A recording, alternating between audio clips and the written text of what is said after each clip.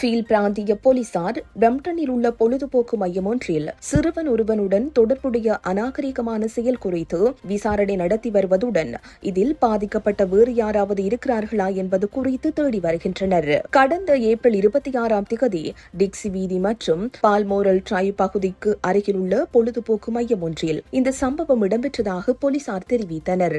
விசாரணையாளர்களின் கூற்றுப்படி சிறுவன் ஒருவன் ஆடை மாற்றும் அறையில் இருந்தபோது அடையாளம் தெரியாத நபர் ஒருவர் அந்த சிறுவனுடன் பேச முயன்றதுடன் ஒரு அறைக்குள் வருமாறு அவனை தூண்டியுள்ளார். அச்சமடைந்த அந்த சிறுவன் உடனடியாக அவ்விடத்தை விட்டு வெளியேறி தனது பெற்றோரிடம் சென்றுள்ளான். அதன் பின்னர் அதே நபர் பொழுதுபோக்கு மையத்திற்கு வெளியே தனது ஆடைகளை களைந்து அநாகரிகமாக நடந்து கொண்டதை அவதானிக்க முடிந்ததாக போலீசார் கூறுகின்றனர். இந்த விசாரணை முடிவில் பிரம்டனைச் சேர்ந்த 40 வயதுடைய பேட்ரிக் ராபிடோ பிளாக் எடல் என்பவர் மே 4 கைது செய்யப்பட்டார். அவர் மீது பாலியல் ரீதியாக தீண்டுவதற்கு அழைப்பு விடுத்தல், குற்றவியல் துன்புறுத்தல், குறும்பு செய்தல், அநாகரிகமான செயல் போன்ற குற்றச்சாட்டுகள் சுமத்தப்பட்டுள்ளன.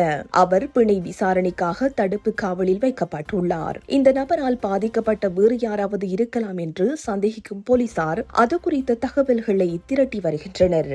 இந்த செய்தி உள்ளிட்ட மேலதிக விரிவான செய்திகளுக்கு www.behindmenews.org என்ற எமது இணைய பக்கத்தினை பார்வையிடவும்.